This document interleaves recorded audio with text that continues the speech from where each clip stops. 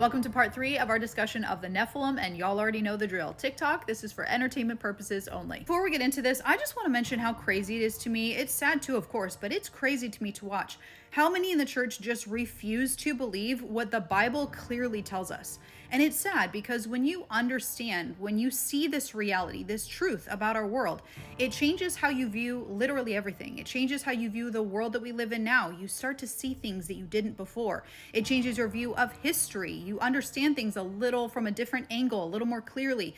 And it brings the Bible to life on a whole different level. And it's just sad because I know it stems from people just having a hard time, accepting anything other than what they've been taught. But when you present the scriptures, the living word of God, which is our only truth in this world, and they still refuse to see it, it's very disheartening. Now, in my last video, we had discussed the theories about how the Nephilim came about post-flood. And so I wanted to show you what we find when we read the Hebrew origin of this verse. It says, Cush begat Nimrod. He began to be a mighty one on the earth. So Nimrod began to be a mighty one. The Hebrew origin of the word means to pollute or defile oneself. The verb occurs about 143 times and gathers several distinct yet related ideas: profaning what is holy, defiling persons, or here we go, breaching a boundary that God has set, whether that boundary is ritual, moral, temporal, or physical. So there was something that Nimrod did. There was an intentional act of rebellion that turned him into a Nephilim, that turned him into a hybrid. And unfortunately, because Satan never stops, this is exactly what we see today in the occult circles. And there are people that were born into those systems that are now saved by the blood that openly try to share with people what is actually going on in these circles. There are rituals, there are sacrifices, there are physical interminglings with demonic entities to intentionally corrupt human beings, because Satan wants his own creation. Satan wants to corrupt God's creation. And so this is why it's frustrating when people in the church, they just refuse to believe what Satan is doing, when there are people who are literally Satanists who openly talk about it, not to mention it's in the living word of God. Now, Amos tells us that they were as tall as the cedars, and the cedars in Lebanon grew up to 120 feet. So that's equivalent to a 12-story building. And this is pretty much what we see when the Israelites were moving into the promised land. A lot of the inhabitants of the promised land, they were giants.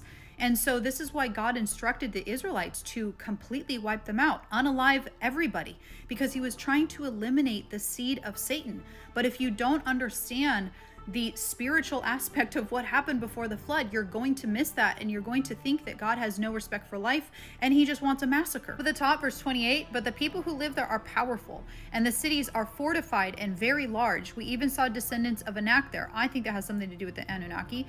The Amalekites live in the Negev, the Hittites, Jebusites, and Amorites live in the hill country, and the Canaanites live near the sea and along the Jordan. The land we explored devours those living in it. All the people we saw there are of great size. We saw the Nephilim there. The descendants of Anak come from the Nephilim.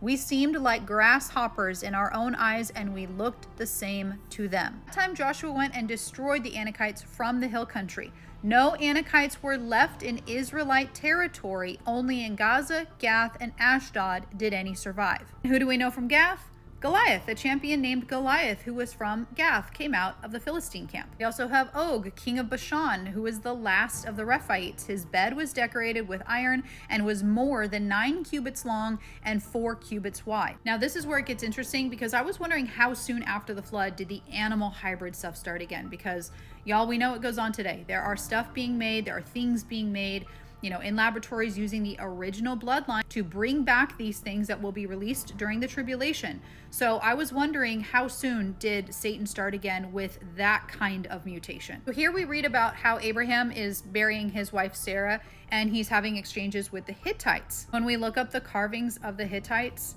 we see this mingling of seed again with animals. Here's another one. It really makes you wonder, these things were physically walking the earth.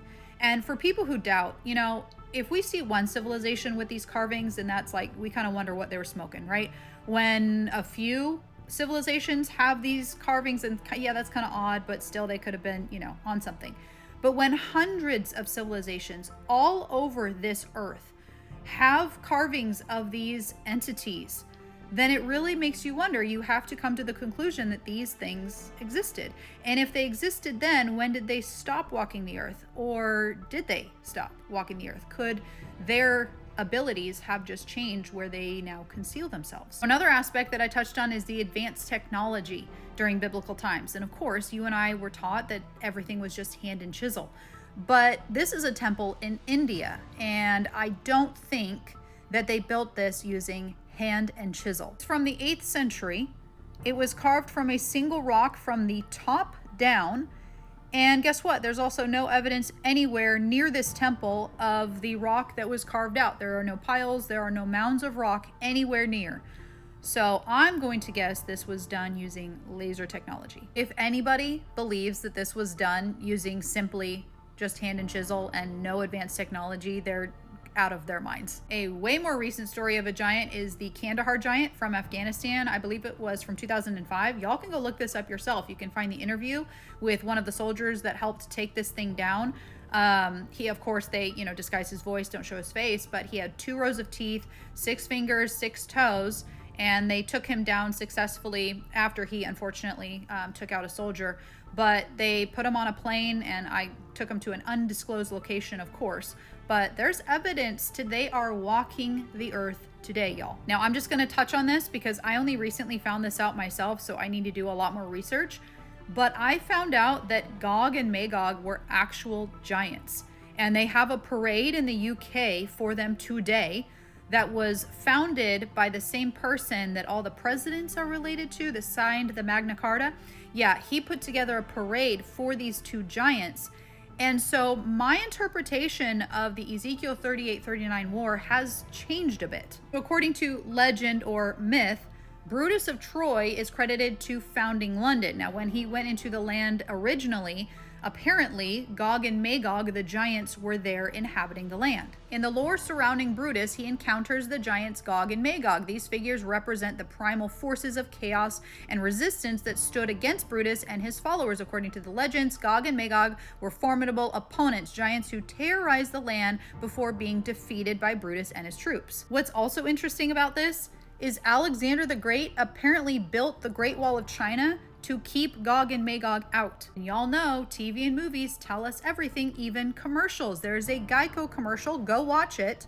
It shows giants just walking over the Great Wall of China. God tells us that the last days will be like it was in the days of Noah, and I think he's being literal. We all read Revelation, and we're reading it symbolically, trying to put helicopters in locust places.